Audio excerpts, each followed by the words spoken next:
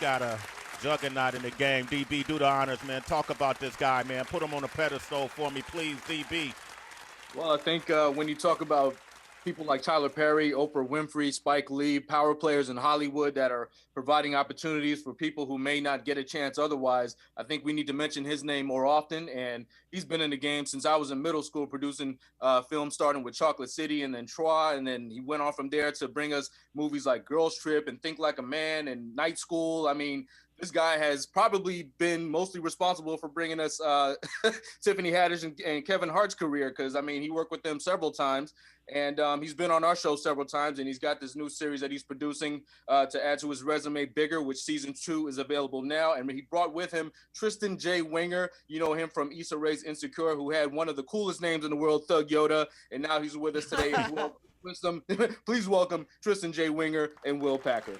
Come on, man. What up, Will? What Come up, on, Tristan? man. Had the B, Sway, DB, what up, y'all? Yo, shout out to DB for the intro. First of all, he made me feel good and bad at the same time. Made me feel good because he said my name with a bunch of people that I don't need to be in there with. You talk about Oprah, Tyler Perry. I feel like the IRS is going to call me as soon as I finish this interview. Second of all, he was like, yeah, he been making movies since I was in elementary school. Brother, you just made me feel old. Just like that. I'm like, damn, have I been in the game that long? What up, family? How y'all doing? What up, Will? Will, man. Tristan J., what up, baby? Hey, what's happening, Sway? Have a G. Good morning. Hey, What Tristan. up, Good morning. Tristan Oh. was too busy laughing. Yo, I Yeah, love let me it, tell man. you, Hilarious, Tristan, Tristan, ever since Bigger popped off, and Bigger is like, it's the sexiest ensemble comedy on TV. I'm going to tell you right now, I check out Tristan's Twitter page every now and then. Yo, they be throwing them virtual panties at Tristan, y'all. I'm just going to tell you. I've seen it. I don't want to say it. He probably was up late last night going through his DMs. Tristan is popping right now. Damn. You All can right, Tristan, You know what, Will? Hot Boy I Summer. don't know what you're talking about. I don't know what you're talking about, Will. I haven't seen any virtual panties. The DMs have been very dry. That's not an invitation to get into my DMs. I mean, if you want to congratulate me, That's how you know it's true, Heather B. You know when a player talk like that, you know he just don't want to stop the flow. You know what I'm saying? I Play it hear. down. Yo, Sway, first of all, my guy, there is no Stomp the Yard without Sway, okay? Oh, come I'm just on, letting come y'all know on. that. Come on, Will. Come Let on, man. My guy, back in the day. Yo, I called Sway on some, like, random, I'm sure you busy, I know you can't do it, but would you shoot down to Atlanta and jump in this cameo for me on this little movie that I got popping? My man showed up, did it for me. All love, always, my brother. You know Come that. on, man. Every time, man. That movie to me is historical, and I think it was the perfect representation of who we are when we're at our finest. I love seeing people study in the study hall in that movie. That imaging, that Columbus short and all that, Megan Good and them being in the study hall, that imaging helps shape and mold the minds of the generation watching that. It's okay to study. It's okay to go to school. It's okay, to pledge a frat or sorority. Yeah. My sister, my brother, they took that route. It's okay to educate and be empowered, and Stump the Yard to me was just the perfect movie at the perfect time. It makes sense that you guys are together, too, because, Tristan J., my daughter also was a member of AGC, Amazing Grace Conservatory. What? Yes, absolutely. What? I did not know this. Yes, Sway Calloway. She was in there for years. You might have. Oh, my God. I used to see y'all do That the name whiz. sounds- Yeah. That's incredible. So I didn't get to do The Wiz, but I did Grease. I did Prodigal Sister. Oh, my God. This is incredible. I was just at AGC a couple days ago. Yeah, man. Wow, with Miss Wendy Gigi Raquel. and them. Yeah, Gigi, Miss Yes. Gigi. I used to come out. Oh, my AGC God. for you guys that don't know. Is Amazing Grace Conservatory. It's a community of where these kids are taught to really tap into their performance, art prowess, whether it's singing, dancing, spirituality, meditation, discipline, professionalism. It just really gears kids up properly for the world that they're trying to take on, and even beyond performance art. You take the lessons you learn there. I used to sit and listen to them, Wendy Raquel and everybody talk to my daughter and go, wow, I used to thank them. So it's amazing. How necessary was a AGC for you in your rise, Tristan J? Listen, it was essential. It laid the foundation for where I am today. I would not be who I am and where I am today if it weren't for Wendy Raquel Robinson and Tracy Coley, the late Tracy Coley, who passed a while ago. AGC, I remember riding with my mom in the car. We was listening to Steve Harvey, and there was a commercial for the Black Business Expo, and AGC had a spot in that commercial. And Wendy Raquel Robinson talked about AGC. And so we went to the open house, and immediately I was like, this is the place for me. All these beautiful black and brown people were all we're all working in the creative space, singing, acting, and dancing. And I was like, I'm going to do it all. I'm going to do whatever they need me to do. I'm just give it. And then Wendy would always say to Don oneself, be true. And it's just like, be yourself and honor that in yourself. And it's like, I love AGC. Shout out to Amazing Grace Conservatory. There you go. Wow. So dope. Come on, man. Yeah, man. So we connected. I probably seen you on stage as a youngster. And so it makes sense. Did you see any potential in him, Sway? That's what I want to know. Come on, man. I saw something with the Misadventures of Awkward Black Girl. I've been watching him on Insecure. I love it, man. Come on, man. Anybody playing a DJ? Come on, man. I got to rock with him. Come on. Let me ask you this, too, man. Will, this bigger, listen, citizens, I don't know if you watched it or not. When I say this, it's like my favorite series right now. I wish it was around when I was in my mid-30s because you're told when you turn 30, you're going to have all this amazing insight and things are going to start working out, and the seeds you planted in your 20s will start blossoming in your 30s. But I remember being in my 30s, and even in my 30s, I was working with MTV, doing all these different things, and working with you in the movie. I still didn't have my footing. You know what I mean? I still couldn't figure out what the next year was going to bring me, or if the things I had were even, the foundation was even strong enough. How did you get the idea of approaching this series from people in their mid-30s? What was it? What happened that day? What you just said is so true, Sway. Like, there's somebody listening right now in their 30s trying to figure out, like, is this life? Is this what I'm supposed to be doing? Am I am I on the right track? Am I living my potential? Is this all there is? Like, that's such a relatable concept.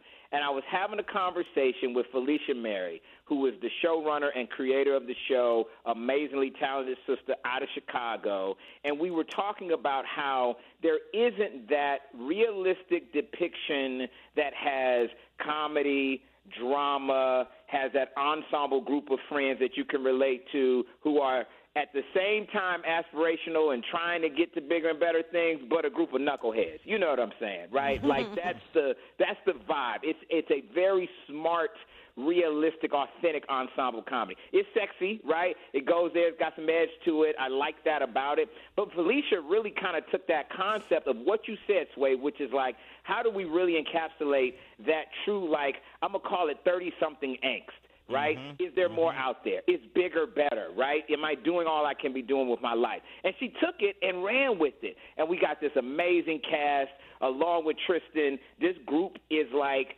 I like to say people have next, but this crew has now. And I'm very proud of the fact that I've been involved with some big folks in their careers and being a part of some platforms that have launched them. You mentioned, like Kev Hart, Tiffany Haddish, Idris Elba. Proud of the work I've done with them. This cast, I'm telling y'all, this cast has got now. I'm so proud of them. Funny, smart. It's a smart comedy, right? A lot of serious stuff going on in the world, but this is one of those series you can unplug, but you still got to use your brain because it's smart. It's not dumb comedy. It's smart. I'm proud of that. Yeah. Thank you, Will. Well, Tristen, I had to say it because you was on the interview, brother. If you weren't on there, I probably wouldn't have been as big on the cast. But, you here, so. Tracy, you in your 30s. I am, so I could relate to all of this. My question for Will, and I got one for you too, Tristen, but Will, can you, thinking back during your decade of 30s, is there a really standout lesson that you're so happy you received because you're seeing how it is still working for you in your 40s? No, that's a good question. No doubt. Absolutely. I was like Sway, right? And like a lot of us and like a lot of people that might be listening, where I wasn't sure because I wasn't, at the level I'm at now in my 30s. I was really just starting to, figure it out and get some success. The thing that I learned then that I know is still true now, that I would tell my younger self and I would tell folks listening now, is your dream is your dream, right? It's yours. Don't give that power to anybody else. Nobody else can validate or invalidate your dream. And your dream is not over until you say it's over. So I was chasing this dream of being a big movie producer, and I didn't start popping right away, right? It took some time. And I had a lot of big people in the industry tell me, I don't know. I don't know if you got what it takes, and I don't know if this is for you. But until I let it go, until I said the dream was over or deferred or died, it wasn't. It was still living. So I would say to the younger me or to folks that are out there in their 30s, listen, if it's your dream and you got it, don't give that power away to anybody else and keep going for it, because it ain't over till you say it's over. Mm-hmm. That deserves its own applause. Thank you for that. We right all there, need that reminder. It don't matter the age. Will Packer, yo. Thank you, Will Packer. My buddy. What's your question for Tristan? Tristan, I'm thinking about, from what I've learned on your journey, and God bless your mother who just fully freaking immersed you in the arts. And, you know, growing up, what I found just from observation and some conversations when it came to a lot of younger black men that I was around, if they were interested in the arts, particularly if dance was involved and a bit of acting, it was seen as like emasculating. You know what I mean? That it wasn't the tough guy. A lot of people really want their dudes to be like big time into sports. Like athleticism gets so much more shine when it comes to raising young men versus the arts. What would you say to a parent who has a young boy and that's the path they want to take versus, you know, this machismo type of lane? I would say to that parent, discover what the child needs and see what it is that they're going to be drawn to. Like my mom, she tried everything. She raised us by herself, me and my younger brother, Ashton. He's 4 years younger than me. We tried T-ball. We tried basketball. We tried piano lessons. I should have stuck with piano lessons because I started producing later. I was in jazz band in junior high school. I was always into science. We went to science camp in summer school. Like, oh, wow. It was almost like, in a way, it was kind of like throwing darts at a map and saying, okay, let's go here. And we just went with it. Like, whatever it was, because my mom, I don't know if you saw this, but maybe people don't know this, but my mom was a touring ballroom dancer in her 20s when she was in college too. So she got to see the world. She got to experience the world. She has this broad world view, and she wanted that for her son. So I say to these parents, give your children this broad world view. Let them see the world and let them see themselves in all places of the world and not just give them a microscopic look at, what they have available to them that's just in their neighborhood. The world is their oyster, parents. I love That's great advice. And if I could just jump in on that too, Tristan, it's all about putting the work in as well. And one thing that I have seen sometimes with like the younger generation, frankly, is that there is this feeling of a need for immediate validation and gratification. Like if it ain't popping immediately, if it's not happening right now, because that's the world we live in. We live in an immediate world, right? If it's not happening right now, maybe it's not worth it. Maybe it's not putting the work in. But you look at somebody like Tristan, and he found his way to the show that we're working on together because he put the work in. And so that goes back to what you're saying about parents. Encourage your kids. Even if, like, they're not immediately successful at whatever it is, don't give up, right? And don't allow them to give up. Now, I'm not saying you force your kids to do something that they clearly don't want to do, don't have a passion for. But if you think they do or they might and they've got a skill set in it, stay on them. Push them, because I see too many folks give up, and not just in entertainment, just in various fields, and parents allowing them, well, try this, doesn't work, try something else, try it, doesn't work. Well, you got to stick with something, right? Give it some time. Give it 6 months. Give it a year and see if you've got something in that particular area that may not immediately show up. You may not immediately be successful. That's one thing I see with this world that we're in. Everybody's looking for something that's going to pop right now today. But you got to put the work in. Tristan is a living example of that. Word up. Absolutely, man. Tristen J. Winger, star on Bigger, on BET Plus. Season 2's happening right now. Will Packer, Juggernaut. You want to say anything to him? You want to say anything to him? I did. What's up, Will? What's up, Will? What's up, Tristan? It's Heather. How y'all doing? I'm blessed, man. Thank y'all so much for joining us in the show today. Will, would you What would you maybe say then to somebody who's a little bit older? Because, for a lot of folks listening, maybe 30 is still very young to them, but you have this itch and this urge to get in the game at 40, maybe late 40s, 50s. You want to get in, and somebody will tell you exactly what you heard earlier. I don't think you're ready. Maybe you're too old. Ain't you close to retirement? Whatever people may want to say to you, but you feel it in your spirit. What would you say to maybe an older generation? Man, they said that same thing to Morgan Freeman, same thing to Sam Jackson, same thing to so many folks throughout this industry. It goes back to that thing about giving somebody else your power. I don't care what your age is, right? You still living. You still got life to live. You still got something to prove. You still got passion. Like that is, it's all about how you define it. And I really believe that, Heather B. And so many people feel like, okay, well, this is, a young person's game. If I haven't been successful by a particular age, by a particular moment, it ain't about that. Redefine it. You define it. Unless you, trying to play for the NFL, NBA, okay, 30, you done. You need to figure out something else. You want to go temp somewhere. But everybody else, almost every other industry, it is still a real opportunity out there. So I think what it goes back to, Heather B., is people allowing other folks to define success for you. And you can't do that. You don't give anybody else that opportunity. You define it for yourself. I don't care where you're at in the spectrum. You listen to this right now, you know what I mean, 45, 50, whatever it is, and you feeling like I still got a story to tell, right, or I still got another career I want to try. You actually are in an amazing position to do it because you've lived some life. You've got some experience. You're going to navigate it better than somebody in their 20s, frankly, because you know you better. I like that, man. Come on. Right. So Will, what you saying, if I really still want to be a runway model, it's up to me. I got to define that, right? And God to give you 4 more feet. Oh, come on. You should tell Will about your big belly crew. What about that? What happened to the belly crew? Uh-oh, I got to hear about this. Come on, Will. Belly gang, baby. Belly gang. Belly It's dudes with bellies, man. It's a movement happening, Will. Dudes with bellies. I think it's a short series out of this. Dudes with bellies. Come on. Nobody's ever touched that subject. I'm in. I need you to get a belly before season 3. We about to unleash this belly on them in season 3 of Bigger, Tristan. I need you in on this. Right, it's called Bigger. Rubbing it. It's called Bigger. It's already there. Come on, belly. Bigger story. Come on, man. Come on. This Bigger, I'm going to keep repeating it. Season 1 was incredible. I'm looking forward to going through season 2.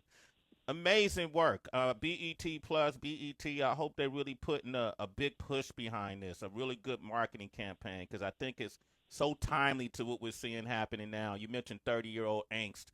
After this pandemic, you think ain't a lot of folks that's sitting there on the edge, biting off their fingernails. And so watching this will help you work through it. There's a whole lot of dynamics in the stories as well. I'm going to let DB ask the final question. I know he's been on hold. DB, go for it. Yeah, while I have you both here, Will and Tristan, the recent Oscars, the opinions about it are all over the place. I mean, some people were happy to see the change in the format. Some people were happy to see, the artwork lean a little towards more diversity and inclusion. Some people felt even the change up of the order of the awards given out was a little great. And then some people felt differently. But I just wanted to ask both of you guys if you feel like there's ever going to be an honestly fair award ceremony, not just the Oscars, but I mean, whether it's the Golden Globes, the Emmys, Tonys, because it's not like when you're given a sports award where the person who scores the most points or the person who wins the race is the obvious winner. It's really all about the opinions of the people who are on these voting panels and who they felt is the more deserving person. So I just want to get your opinion on how did you feel about this recent Oscars in comparison to the way it's been in the past? Tristan, you want to take that first, dude? Yeah. So I watched the Oscars and I had some opinions about it. I did feel a way that they put the best picture category before best actress and best actor, and it was poised to seem like it was positioned in a way that it seemed like that was going to give it to our man. They was going to give it to Chadwick. And everybody felt like that was going to happen. And then when it didn't go that way, it left a sour taste in our mouths. Like, I was on Twitter. I'm live tweeting the Oscars because that's what I do. It's fun. And I just saw the tweets pour in. Everybody was upset and disappointed.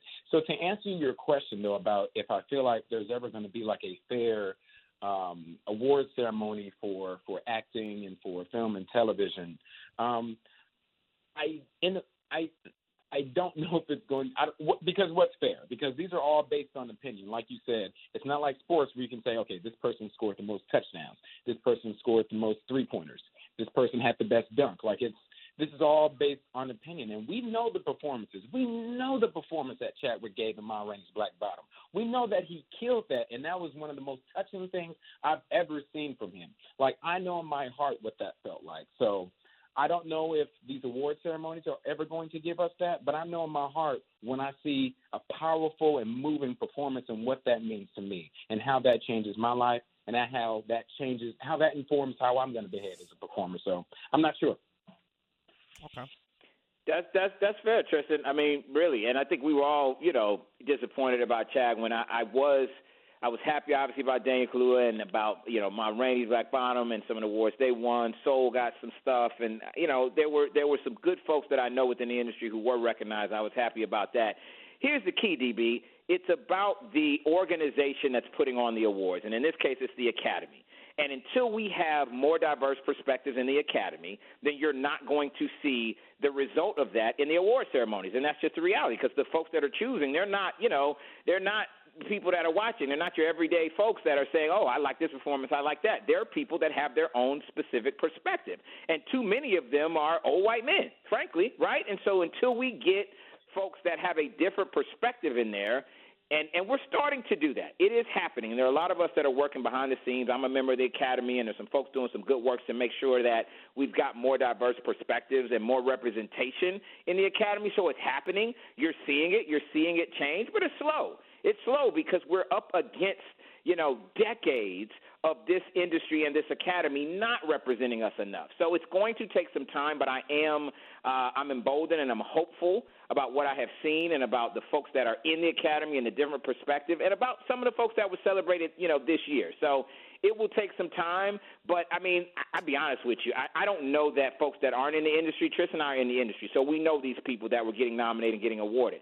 I don't know that the regular average person was all that excited about the Oscars. I just think that's just, the way it is, and it has been like that for a while. It feels like something that is not, tapping into the everyday life of most folks, in the country, honestly. And I think that's too bad. It feels elitist. It feels something that is inside baseball, right? And I think we need to do more to embrace the general public with these types of award ceremonies and not just make it about, fancy folks in Hollywood in ball gowns and dresses and suits on red carpets. You know what I mean? Make it something that's a little bit more for the people. That would be my idea. Okay. I like that. Tristan J. Winger, thank you. Will Packer, next time you get your Oscar tickets, since you're not going, can I use them? You got it, bro. You got it. If you promise me you rocking the big belly outfit, you gonna rock that on the red carpet, then you got it. Hey, man, it comes with the package, Will. It comes with the package. Listen, once again, Will Packer, thank you. Thank you for always blessing our airwaves and staying connected. We always said we're going to stay connected, and we've been doing it. And so I want to thank you, man. Congratulations. Bigger truly is, and I'm not just saying this, citizens, because he's on the line. It's an excellent series. Go back and watch season 1, and then watch season 2. There you go. Trust me. It's a good time from the first episode, from the pilot episode was banging. You're right. The ensemble of actors are incredible. They're all natural, dealing with that. What do you call that when you talk to the camera? The fourth wall? Is that what it's called? Yeah, you break the fourth wall. You break the fourth wall. Yeah. And they do that. It's so excellent how you've done that. And congratulations. And Tristan J. Winger, come on. I know who you are, man. Hey. I know your past, brother. Okay. Okay, you already know, man. Y'all watch Bigger on BET Plus. Fellas, have a beautiful day, okay? We love you, family. Appreciate y'all. Love y'all, too. Yes. You too, man. Stay blessed. Absolutely. We got Celebrity Wire coming up next. Yeah, man. And somebody was trying to impersonate a celebrity and got in humongous trouble.